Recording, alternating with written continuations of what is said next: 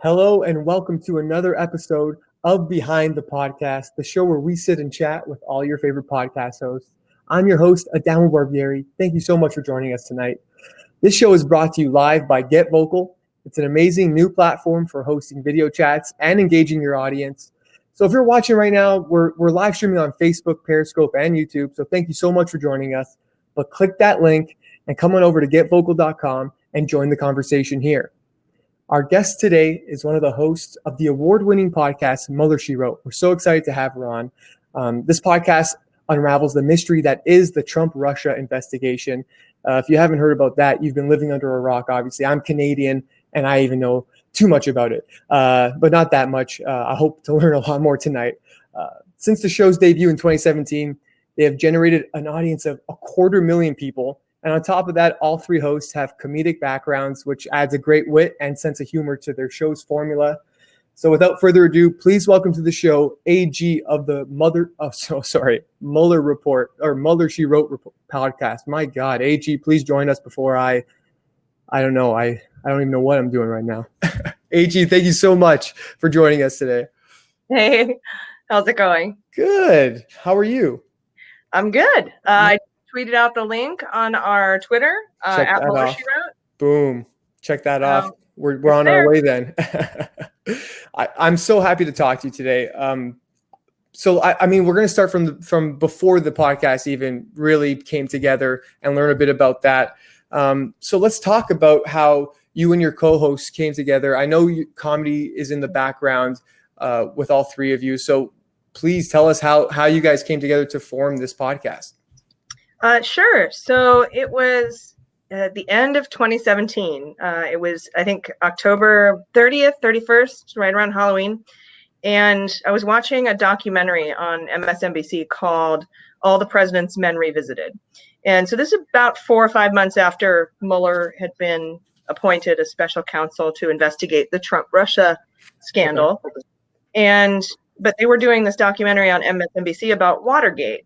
And there seemed to be a lot of parallels there. And they had all the old regulars on, Lawrence O'Donnell, Chris Matthews, Rachel Maddow. And they were talking about Watergate. And I thought to myself, I bet in 20 years, they're going to be doing one of these for the Mueller investigation. And I want to be part of that. So and since I have no background at the time, no background in journalism, I never went to journalism school.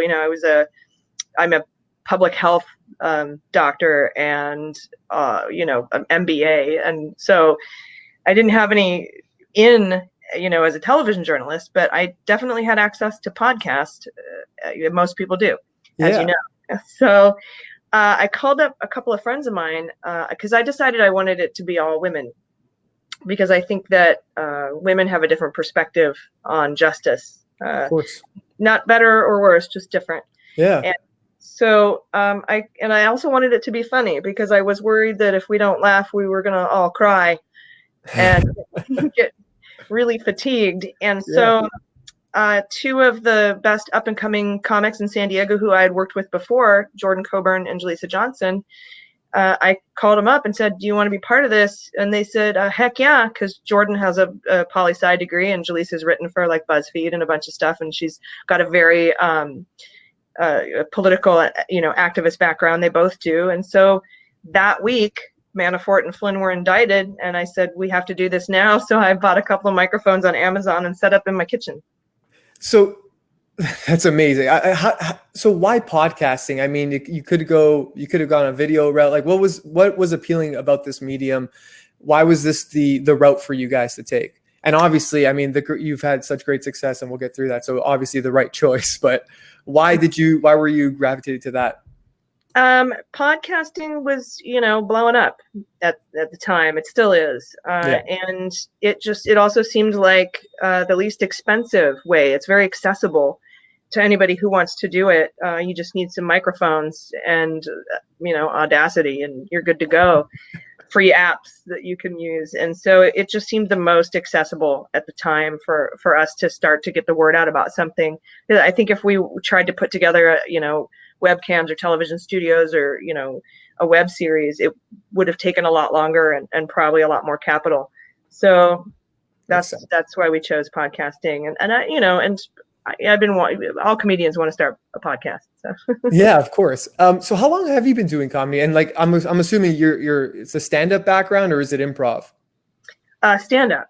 Stand-up. I got into comedy on accident. I was a musician, and I was playing coffee houses.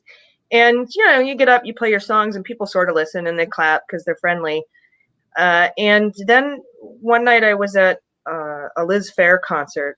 It actually was a Flaming Lips concert. Liz Phair was opening for Flaming Lips, which is a weird combo, but there they were. And this was 2004. And nobody's listening to Liz Phair. They're all waiting for the Flaming Lips. So everyone's kind of milling around, getting their drinks, talking. And then she starts playing a song called Hot White Cum.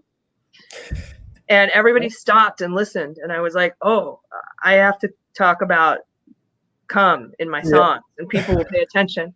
So I started writing funny songs, and then I started telling funny stories. And then one day, a friend of mine invited me to go on stage at the Comedy Store on a Thursday night, which is unheard of unless you've been grinding for a really long time. I was like, I'm not a comedian. And he's like, yeah, you are. So I went up, and then that year I won San Diego's Funniest, and the year after that I won again, and then did the World Series of Comedy, and it just took off from there. It was a total accident. I meant to be a musician, I swear. I'm dying to hear these cum songs, though. No, they're outdated. Are they?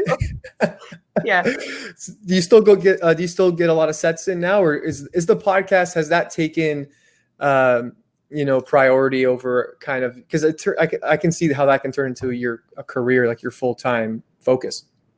Yeah, especially since we started the Daily, but podcasting is my first priority. Mm-hmm. I do get to do comedy in the podcast, so that is relieved, that need. But I do shows. If somebody has, a fundraising show or a charity show, or if it's a great show like the Improv or Laugh Factory or the Store, I'll do those shows. There's a club up in LA called Venice Underground, which is my favorite comedy show in all the world. And if they want me to come up and do a set there, I'll do it. But podcasting, is kind of the number one priority right now. I gotta get the news with swearing out to everybody. As I mentioned, I'm Canadian. So this Trump presidency, from my point of view, is kind of just like entertainment. It takes on all these shows. All they do is talk about it, right? In the opening monologues, everything. But as someone who covers it, is it not just exhausting? Don't you just wish there wasn't something for you to cover? I mean, you know what I mean? Like, it seems like it could be exhausting. Does it ever beat you down and you're kind of like, this is too much? Sometimes, but one of the best silver linings of this is the community that we've created. Yeah. Because, when we go out to do our live events and we talk to the fans, they say, thank you so much. You keep us sane. And my immediate response is, you do that for us as well. If I didn't have this outlet to talk about it and joke about it on a daily basis, it would be much harder to cope with the actual reality of what's going on. And, comedians have long, been the ones who speak truth to power, all the way back to court jesters. So it's just been it's been a great group of support. It's been a great way to deal with what's going on. And I think it really helps. It's kind of a testament to the kinds of people who believe in the same sort of political activism and resistance that we believe in, and what wonderful, incredible, supportive people they are. Yeah, so let's talk about the community you've built. I mean, I said it at the beginning, 250,000 people for an audience. Is that did you ever think you would get to that point when you started it? No way, dude. We're in our kitchen, and if you go back and listen to the first episode of Mueller, She Wrote, we were still calling him Mueller because we hadn't heard it enough on the news to know better. And there was. Okay. In my opening, I said mother by accident. Mother, at the she end wrote. That's Pete Pence's wife. Yeah. Yeah. But yeah, to know it was weird to start out, but I didn't expect it to be that much. In fact, after the first week, we got, I think, 80 downloads, and we were popping champagne, and holy crap, 80 people listened to what we had to say. Yeah.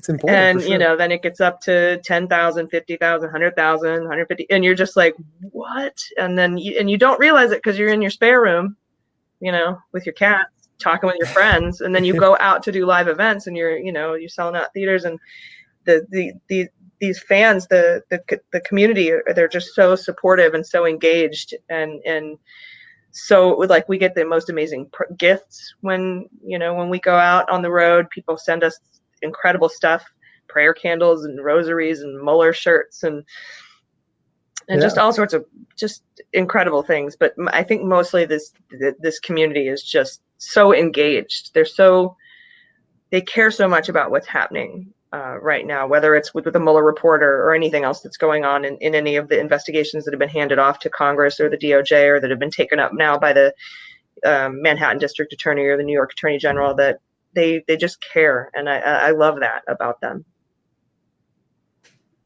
I honestly, I can't congratulate you enough on that, because creating or making something like this that means so much to you, and then getting that traction and people saying this means a lot to us too. I can't that feeling on such a large level. It's unbelievable. So you mentioned live shows. When you do a podcast in your kitchen or in your spare room, and then you go to a live show, you guys do have these entertainment backgrounds. What changes between the dynamic of the show? Is there a difference, or is it still a sit down discussion? Yeah, no, the dynamic doesn't change much, to be honest. I mean, we do come up front and do a monologue, but other than that, it's pretty much the same, except, we do bring in some celebrities to interview. This last show that we put out on Sunday, which is in our feed now, we had Adam Savage from Mythbusters and Steph Miller from the Stephanie Miller Show. And it was just an incredible show, and amazing people to have on the pod. We've had former U.S. attorneys, and and that's harder to do in sort of the podcast environment, because you don't want more than 3 mics in there, otherwise it just gets so hard to edit. Definitely. But live you can do it, and it's so much fun. And again, like the people that we get, the guests that we get are also very engaged and very into the resistance or activism or whatever you want to call it, politics, and it's just so much fun. Yeah. I mean, speaking of live, we're live right now on getvocal.com. We're live on Periscope, Facebook, and YouTube. And thank you so much for joining us if you're on those platforms. But get on getvocal.com, click that link, join us here. This whole platform it's meant to be interactive with our audience. So let's open up, if my producers are listening right now, let's open up those spots. Guys, please feel free. I want it to be an open floor today. We'll be talking, but if anyone has a question for AG, about the podcast, about anything, please feel free to grab a spot or write in the chat room on the left. And we're live because I have gym hair and no makeup, and that's pretty good for gym hair. I like that. And it's falling out a little, but it's like kind of flock of seagulls, I think. It's a bit. That's a little older. It's older than me, flock of seagulls, but I like that. I have a good story about flock of seagulls if you ever have time. Let's do it right now. Okay.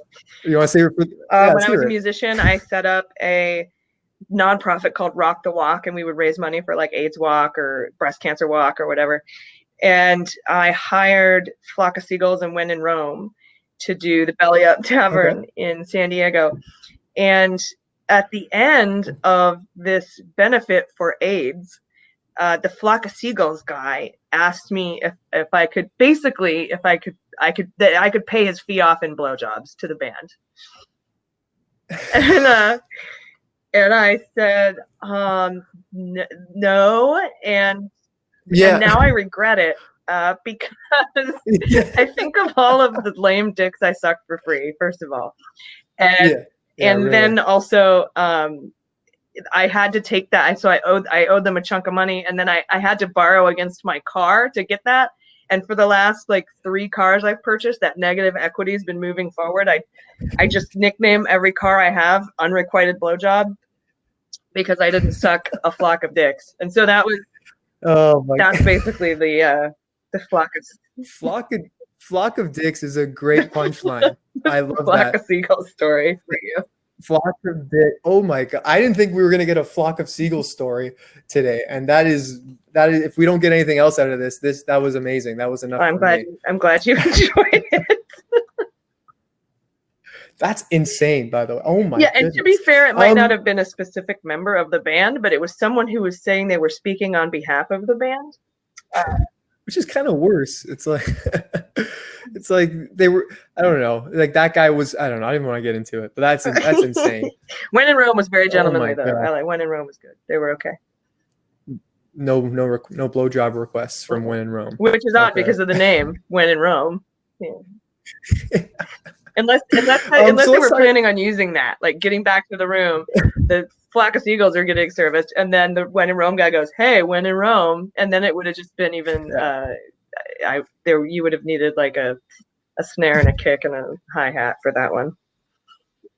Well, speaking of a flock of blowjobs, weird requests and weird interactions, I feel like that comes with the territory of having a large community like this. I mean, especially with your following on Twitter.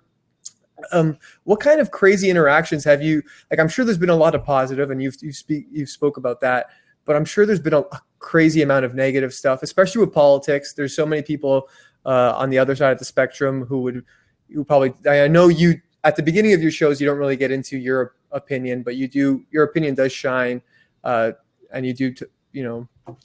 Have freedom of speech, and you state your mind, you speak your mind.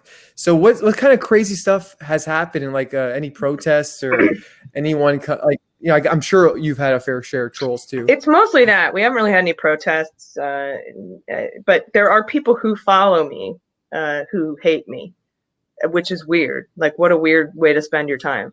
I hate following, and I'll get messages from. There was one guy who said he wanted to fuck me in the heart and then called me a bitch and then asked me to go to coffee with him. That guy, he was the drummer of the Flock of Seagulls. No, probably not. I think the drummer of the Flock of Seagulls was probably way nicer than this guy. I'm trying to remember. His name was John something or other. He was really interesting, and he wouldn't leave me alone. And I was new to Twitter at the time, just trying to build up a following, because I'm 40-something years old, and I'm like, oh, Twitter. And somebody pointed out that I could block and mute people, and that's been a lifesaver. I probably block at least 20 or 30 accounts a day. Most of them aren't real people, though. So yeah, a lot of Russian bots. Yeah. I mean, that's insane. It's just so weird that people like, it's like some crazy problem they probably have with themselves, I guess, because they want to like take something out on you for having an opinion, and for people liking your opinion, it's unbelievable. Yeah, they're mad. Yeah. So like I said, I'm Canadian. I haven't read the reports. I want to get into the actual Mueller report, and I know you've probably. How many times have you read it? Oh, multiple. In fact, the Mueller report on the DOJ website was downloaded over 800 million times between when it came out in April and July. And that came out of a FOIA request that I think BuzzFeed made. Or maybe it was Judicial Watch. Somebody made the FOIA request and they got the numbers. 800 million times, and that means that people are downloading it multiple times. I've downloaded it several times. I've read it multiple times. And we are doing a special series on it. That comes out on Thursdays. It's in the Mueller She Wrote feed, but it's the special coverage of the Mueller Report, and we cover it page by page and talk about the footnotes and make our jokes and tell you what the nicknames are. We even tell you what's behind some of the redaction bars because we know enough to know what's back there. There's some things we don't know, and we tell you about that. But so, yeah, if you want to not read the Mueller Report but get the gist of it and hear swears and jokes, you can get it on our feed. Would you be able to give me a quick summary, like a Spark Notes version of it to catch me up? What exactly is the Mueller report? What was in it, and was there a hard conclusion, or what was?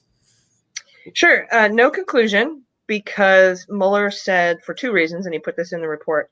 First of all, there's an Office of Legal Counsel memo in the Department of Justice that says you can't indict a sitting president.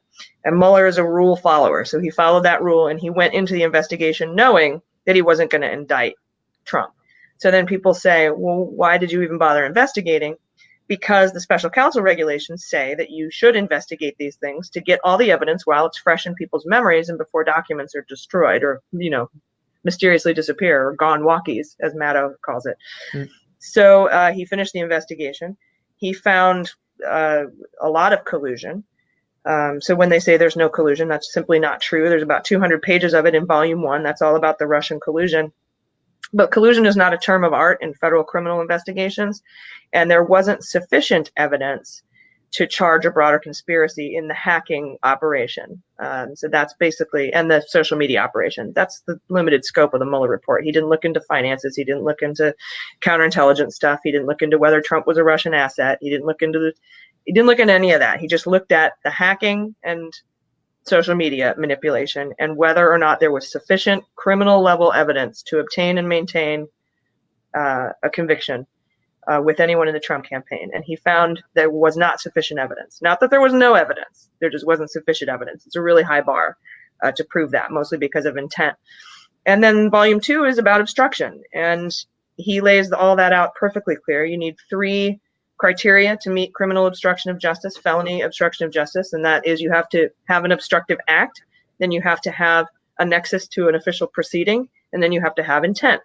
And Mueller goes through all the different obstructive acts that Trump committed, and then he will analyze he'll tell you all the evidence, and then he'll analyze it and say, there was an obstructive act, there was intent, there was a nexus to a proceeding, or he'll say, we have intent and obstructive act, but not nexus to a proceeding, or we don't have intent here, and he spells it all out. And there are at least 5 instances where I think Mueller shows that and he says with words, there is sufficient and substantial evidence to show that these 3 things exist. But he falls short of saying he committed obstruction of justice, and that is because he says, since I can't indict him, that means he doesn't get a chance to go to trial and face his accuser.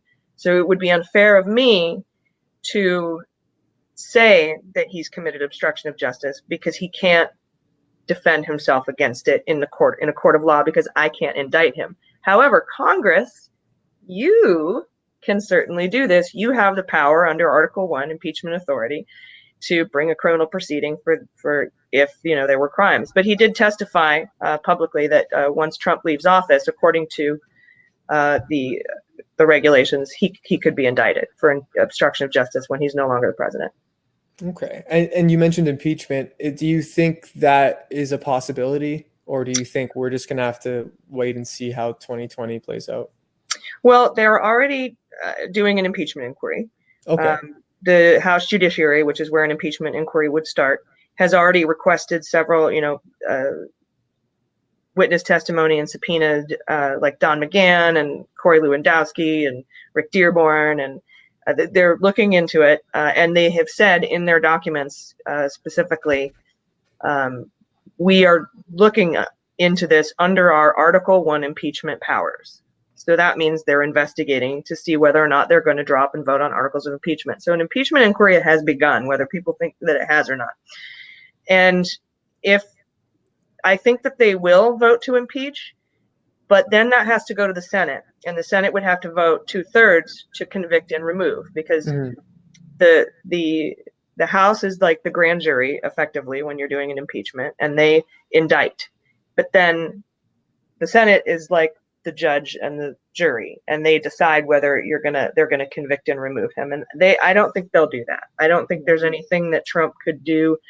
Maybe if he violates or refuses to follow a Supreme Court order, the Republicans in the Senate could turn on him, but I don't know that you're going to get the 67 votes needed to remove him.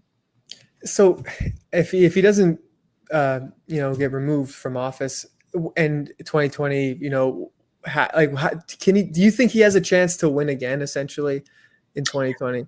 Well, since Mitch McConnell isn't doing anything for election security and allowing the Russians to hack this election, so we're not only up against the Republicans, we're up against voter suppression, widespread voter suppression, and we're up against Russia and maybe even other countries hacking and trying to steal the election with social media manipulation. We've already seen it in the midterms.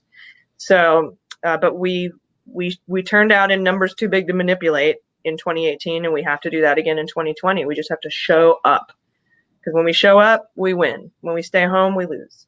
How do you feel about the debates so far? Anyone sticking out to you that you like, or kind of boring? Was that too many people on the stage? Yeah. It's dumb the way they're handling it. I thought the first MSNBC debate was okay, but the second one was dumb. And then that now they're going to have this one this week, and it's going to have 10 people on the stage. If they had gotten one more qualifier, they would have split it up into 2 nights. I wish they would have, but it wasn't like I could throw money at somebody to get them on the debate stage. No one else was polling high enough to make it. I'm waiting for the debates I'm waiting for everybody to drop out, and we're going to have, I think, maybe 4 major candidates left: Biden, Warren, Harris, and Sanders. And I think those are going to be your 4 main contenders. I mean, I appreciate having the other candidates, because the more progressive candidates that we have, but I think 2 of the most progressive candidates are already in the top 5, top 4 or 5. But to have other voices on there like Julian Castro and Andrew Yang, and people I don't necessarily agree with, but that can push people over to the left. Actually, I'm mirroring myself to the left a little bit further. I think that that's great, because I think that the young people in this country, if you want to get them out to vote, you're going to have to first of all put marijuana on the ballot. That always gets people out to vote. Sure. And you're going to need to appeal to younger people, and you have to do that by being progressive. You can't do this, Tim Ryan sort of Mike Bennett, like, well, let's just, don't do Medicare for all. It's a little too much. These ideas are too big. But I think Warren took that last debate when she said, why do you even bother to run for president if you're just going to tell us what we can't do? And so I think that those are going to be the top 4. Whether I like it or not, it's not that I agree with it or not. My vote's already promised. I've already donated my vote. So, gotcha. So I want to track back a bit and talk about the podcast compared to other news outlets. What do you think attracts people more to your show rather than to like another media outlet? You know what I mean? Like, what do you guys offer that a media outlet doesn't really offer? Well, I can tell you what we don't have that they have that people probably don't like, and that's a bunch of pundits yelling at each other. They get opposing viewpoints on there just to disagree, and it turns into a yell fest and eye rolling, and I think that kind of discourse it's just not useful. I don't think you learn anything new from that. But aside from that, it's the swears. Everybody likes the swears and the jokes. That you can't get on cable television, that you can't get on the cable news. I get that, yeah. Do you guys ever? I know, obviously, with politics, you can kind of come across a lot of disagreements with your co-host. Do you guys ever disagree, or do you find that Yeah, you do. Yeah, sometimes we do, and I think that that's great, and that's why I wanted some folks with different points of view, and I wanted a diverse panel. They're both quite a bit younger than I am. I know Jordan is more pragmatic. I'm more hope, and Jaleesa is the kinder. She's the one who always gives everybody the benefit of the doubt.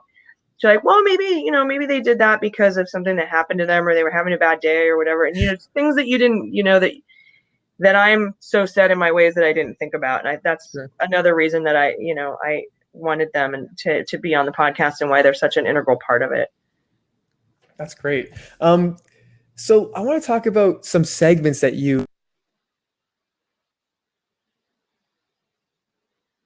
can you talk about that? I mean, that just sounds really funny to bring like a fantasy league aspect to a dynamic to the show. I think that's hilarious. Can you explain what that is, and maybe some more segments that you've brought on along the way? Sure. The Fantasy Indictment League came about when we wanted to basically just kind of have a game. It was sort of like bingo, like indictment bingo. We just wanted to draft different players, and if they got indicted, you get certain points. Like members of Trump's immediate family were worth 20 points, and inner circle Americans were worth 10. Outer circle Americans were worth 5. Name Russian oligarchs are 2, and then I think outer, rando Russians or rando people that we've never heard of are worth 1 point. You could add on multipliers by saying whether or not they're going to do a plea deal or whether they're just going to be indicted. It's just a fun thing, and it was always nice when people got indicted. It was just something to cheer, Right. and then you also get points for With it. the points. I love the points idea. My big player is Roger Stone. I predicted his indictment the day before it happened, and How many points? I got a lot of points for Roger. What kind of other segments have you included along the way? I mean, you guys are great. Like, I'm just talking to you right now. Like, your sense of humor is unbelievable. It's so funny. Like, I can imagine that you have some really funny segments incorporated. Thank you. Well, for the Mueller She Wrote podcast, we have the Fantasy Indictment League. We have a segment called Corrections, which we do up front now. I don't think the news corrects itself enough, and we are not lawyers. I'm not an expert. I mean, I'm kind of a Mueller expert now, but I never went to law school or anything. And so I think it's important to get the right facts out there, and well, facts are right. And so we created a correction segment. So if we ever make a mistake, we actually have a thing on our website on MullerSheWrote.com where you go to click on contact, you can select corrections, and then I force you to build a compliment sandwich. You have to say something nice first, and then you can correct me, and then you have to finish with something nice, because I think that's an important way to communicate with others. Definitely, I agree. I learned that in school, actually. I like Yeah, that. yeah, and so that's a fun segment. People were really into that. And then we have Hot Notes, which is, our deep dive stuff later on in the show, where we start to do our conjecture as opposed to, just the facts, which is up front. It is just, the facts that have been reported. We like to draw a big line between what has been factually reported and sourced and what I'm just making up in my head that sounds awesome, which I call justice porn. And then, so those are the main segments that we do on Mueller She Wrote. And the Daily Beans has a lot of segments too. We've got Schadenfreude, when something really bad happens to someone that you hate. That's a segment that we do. We have a hashtag segment where we talk about what's trending on Twitter today. It's hashtag Moscow Mitch. So there's a lot of just different segments that we try to cover. Moscow Mitch, he hates that, right? He's not a fan of that. He went on Hugh Hewitt today and whined about, I don't like it when you call me that, and he called himself a cold warrior. How can a cold warrior like me be subject to this McCarthyism? Cold warrior. Okay. That's so funny. The guy who was in the military for 37 days and then got out. He's definitely a warrior. I think I remember hearing I was listening to a couple of interviews that you were in recently, within the last couple of days. I was listening, and you're talking about conspiracy theories around Trump, and that people believe when he makes a spelling error in a tweet or something that there's a higher meaning. Is that I've never heard of that. Is that true? Yeah, the QAnon people are special people. They think that his spelling errors and his random capitalization of words is code, and that he's speaking directly to them. I haven't seen a decoder ring for this. I haven't got my little Orphan Annie decoder ring for his stupid tweets. But sorry to interrupt you.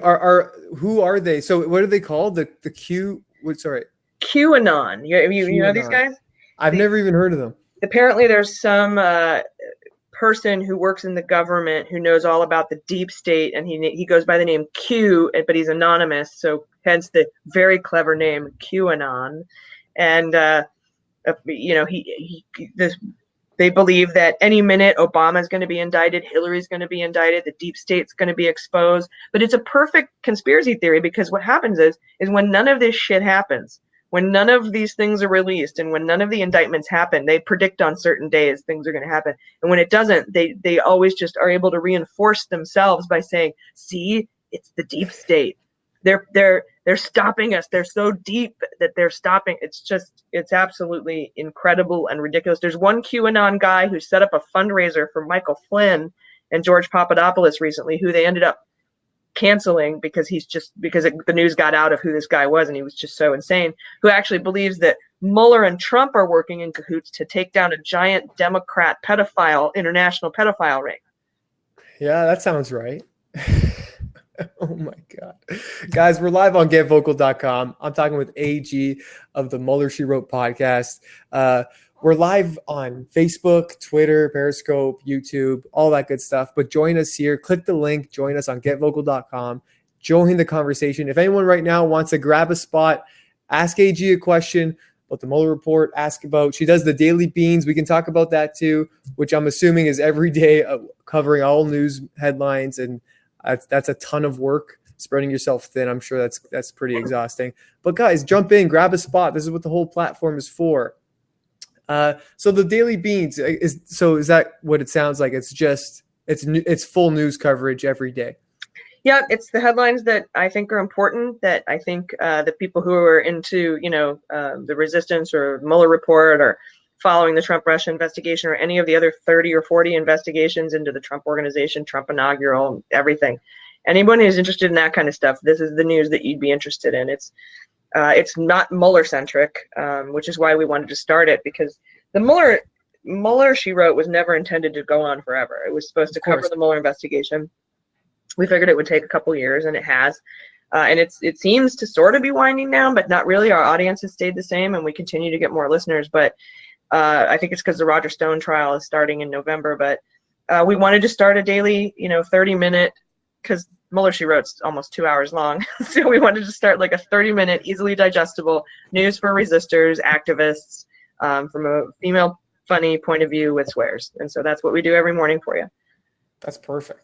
Any interviews or anything, or is it just you three riffing on the news? It's just us three riffing on the news.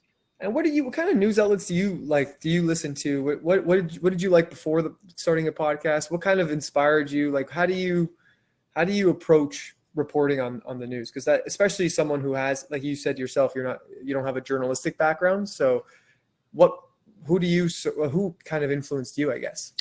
Probably a lot of the comedians, political comedians that do the news that became legit news sources. Oddly, I mean, at least more legit and reliable than Fox News, which is considered actual news, but we know it's not. So like Daily Show, back with Jon Stewart, that's when I started loving that. Actually, I think Greg Kinnear before that. Then John Oliver, does an incredible show. Samantha Bee does an incredible show.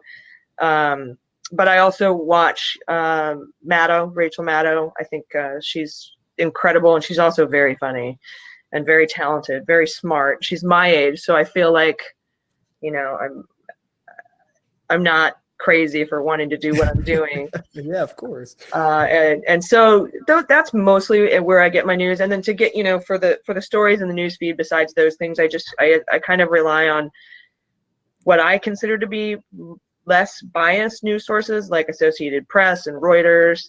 I tend not to get too much news from the cable news outlets for the show, unless I come in and say it's from here.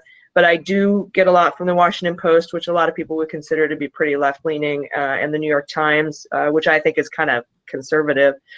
And basically those are the main ones, I think. I want to talk about the state of American democracy, kind of I mean, are you optimistic about, because it seems like because America is America, it's always been in everyone the American dream. And even me as I'm a comedy writer, that's that you want to go to the States and you want to work there, and that's where it's a land of opportunity. And then this is kind of on display, all these antics every day. There's always something happening. So are you optimistic about the future? How do you feel about it? I am, because the future, it depends on us. I think our institutions are failing right now because of the current administration. I think right now we have an attorney general heading the Department of Justice that we can't trust, who could be and has shut down investigations that should go forward. The FEC is off the rails. We've got Trump's cabinet is just, I don't even want to talk about it. But our justice system is being tested right now. And for example, the Trump's tax returns were subpoenaed by the House Ways and Means Committee under an old law that says you have to hand them over. I think that our judicial branch will show that will be the case, and that we will get the tax returns. And so that's kind of showing that the system is still functioning, at least in the judicial branch. It's up to us, the people, to oust the executive branch and remove them and replace them with a leader that's not a despot. And I think we will. Like I said, we just have to show up in numbers too big to manipulate. And it is an uphill battle with gerrymandering, voter suppression, and the Russians, and probably the Saudis and the Chinese as well. But I think we can do it. It is up to us, and I think 2018 gave me a lot of hope, all the hope that I need, and I think the American experiment will succeed. It just takes a long time. The arc of the universe is long, but it bends towards justice, as we know, and justice grinds slow, but it grinds fine. And if you remember Watergate, or I don't remember it, I wasn't alive, but it took a long time, and Nixon was reelected in the middle of it. But it's still, the system still worked. It just takes a while, and I think it's hard for us now to understand that, because we receive so much data at such high rates that we're used to things happening faster. And this country and this system was designed to happen slowly for a reason, and I think it's just, that's wearing on everybody. Do you think your community is hopeful too? Yes, I do. Yeah. I guess you do feel that connection between them and see eye to eye. Do you get a lot of feedback often? Like when you release your episodes, are you getting a lot of feedback from the community, or is it very interactive? Yeah, because first of all, we have our Patreon community, and we release there, and we get a lot of comments and information. And like I said, we have the correction segment, so we get a lot of feedback through that. We get a lot of messages. I know that I read a ton of them and respond. Twitter is hugely interactive. And then, of course, we have a closed Facebook group that's very active. I think we have a few thousand members there. And it's just like I said, this group of people, this community is so engaged, and it's refreshing to see so many people who are so compassionate and care so much about each other and the country and the planet, for that matter. Can we talk a bit more about Patreon? So what do you offer your the people who support you on Patreon? Well, you can get in at $3 a month. So we started pretty cheap, and you get to be a patron for both shows, Mueller, She Wrote, and Daily Beans. So it's a twofer, and you get, like, for example, pre-sale to the live events. Sometimes we can offer discount tickets. Sometimes the venues don't let us, but if not, we offer pre-sale to our patrons. We offer ad-free episodes of the Daily Beans on Patreon, so you can listen without ads to that show. We have all sorts of thank you gifts that you get free for signing up, like stickers and mugs and T-shirts and things like that. Sort of like if you pledge to public radio. And you get our weekly newsletter, and I actually send out all my research notes that I take every week, and it's a lot of articles and basically all the citations from everything that I talked about in the shows. And then people really like that, because they can see, like, where did she get this from? Where did this originate from? And then pictures and funny things that people send us and memes, that all goes out in the newsletter. So you get a lot. There's probably other stuff you get that I'm leaving out, but it's a lot of stuff. You get to play the Fantasy Indictment League on Patreon. So, which is there an actual so on Patreon you can, there's like that, you use that platform and people can see where they rank for the No, I don't have rankings, but okay. That's a good idea though. But yeah, on our closed Facebook group and on Patreon, we post the whole thing. You get to see the hosts' picks, and then because we draft, so like if the host, like if Jordan picks Flynn that week, I can't pick Flynn; he's off the table.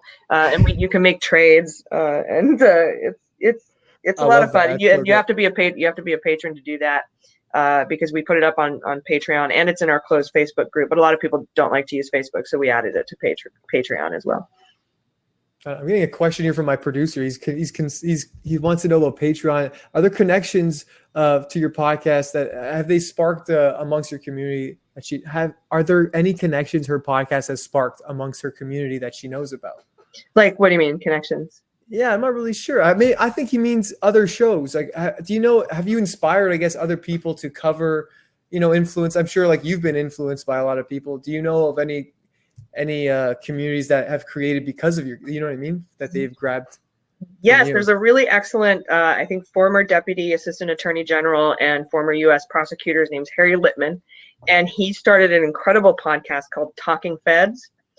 And so he's got guests like Joyce White Vance on there and Barbara McQuaid and like legit U.S. attorneys, all who have been former U.S. attorneys, all have been guests on my show, but they all got together and created this other podcast. And then I was inspired by stuff like Andrew Torres and Opening Arguments, his podcast, and we're connected with all sorts of other podcasts who kind of do what we do.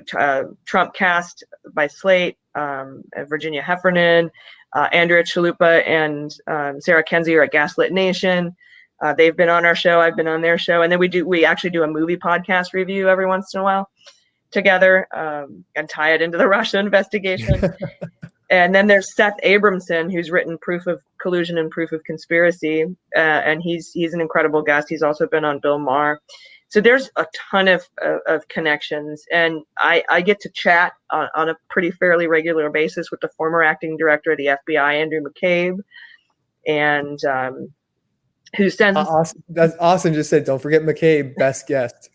He sends his thank yous to everyone who supports him, by the way. And yeah, it's nuts. The only people I haven't spoken to that would blow me away if I spoke to them are Mueller himself and maybe Jim Comey. I have questions for that guy, but I'm not sure I would get the answers that I wanted. So it's been really crazy to go like on Wednesday night telling dick jokes at a brewery to then speaking to the former acting director of the FBI the next day. That means you're doing something right, though, right? I mean, you get pleasure out of both of those, right? That's amazing. I love that. Austin, I see you're pretty active here. Grab a spot, ask a question. Somebody, AG's here from the Mueller She Wrote podcast. Austin's right, McBabe, not McCabe. McBabe. Okay. Yep. It's McBabe. Any questions about the report, the investigation, or politics in general, or the podcast? Or I know you have upcoming live events, AG. Mm-hmm. We can talk about what's coming up for the show. Yeah, sure. Like I said, we just in San Francisco, and here's another cool connection. I was able to get Adam Savage on that show because another person who listens to the podcast is Aaron Douglas, who played Chief on Battlestar Galactica, and he's friends with Adam Savage. So I got to get the contact information from there, which was that blew my mind because I'm a huge nerd. So, but in Seattle, it's going to be Friday the 13th at the Triple Door Theater, and it's almost sold out. So if you want tickets, you should get them as soon as possible. And we are going to add a second meet and greet because the first one sold out already, and we'll be keeping everybody apprised of that on our Patreon page. But that's Friday the 13th, and then we have Boston on November 7th. Which is going to be cool too. And then we're doing some stage panel with authentic shows in October in New York. So that'll be fun also. I love New York. We got to go to the Webbies in New York. Yeah, and congratulations. I know you took home a Webby, mm-hmm. and you were against some news outlets as well, like other like news channels, correct? Slate, Washington Post, Pod Save the People, or Pod Save the World, one of the Pod Saves. And that was nuts. We were up against Bagman by Rachel Maddow. Do you that is just unbelievable? And is that one of the best moments, I guess, from this whole ride from 2017 up until now? Was that kind of like the biggest highlight for you? Actually, it was close. First place had to be when I got to fly out to Salt Lake City to meet Andrew McCabe and hang out with his family. And he signed my Sexy Justice calendar. We made these Sexy Justice calendars, which are pinup girls with the heads of these people photoshopped on them. And Andrew McCabe was Ms. February. So it's this pinup girl wearing a red negligee with Andrew McCabe's face on it. And he signed that for me, asked for several copies, signed it for me, and he put on there, he signed his thigh, which was hilarious. And he said, "How did you know I like to wear red?" And then signed it. And then that, I have a photo of it. I'll put it up on Twitter in a second. That was probably the highlight of the whole thing. I mean, would you ever get that pinup tattooed on you? No. No? No. Why? Pinups are great to get tattooed. With McCabe's face on Yeah. it. It's one of the best moments ever. Come on. A nice I already have pillow? a Mueller and an Obama, so I need to Oh, chill out. you have an Obama? Yeah, right here. Oh, that's nice. Thanks. I Very got that the day he won the Iowa caucus. That was the day we realized that it was either going to be a woman or a black man for a major party ticket in our country, and I was super proud of that. So. Yeah. I mean, that's a huge moment. So we're winding down here to the end of the show. I guess, I mean, it was great talking to you and great getting to know you. When you have a podcast like this, and you're branching out to different, under the umbrella of the one show, you have all these other shows coming out now. And what kind of goals can you set for yourself, really?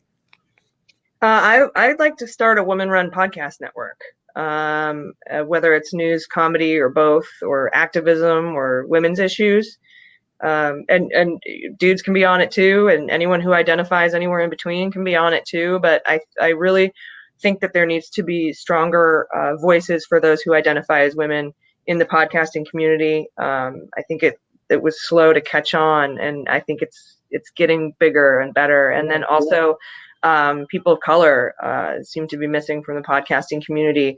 I mean, and I think that it would be great to kind of bring that in, and that there's a huge audience for it, and so I think that and there's just so much to say, and so that's important to me, and so I think that's my next goal.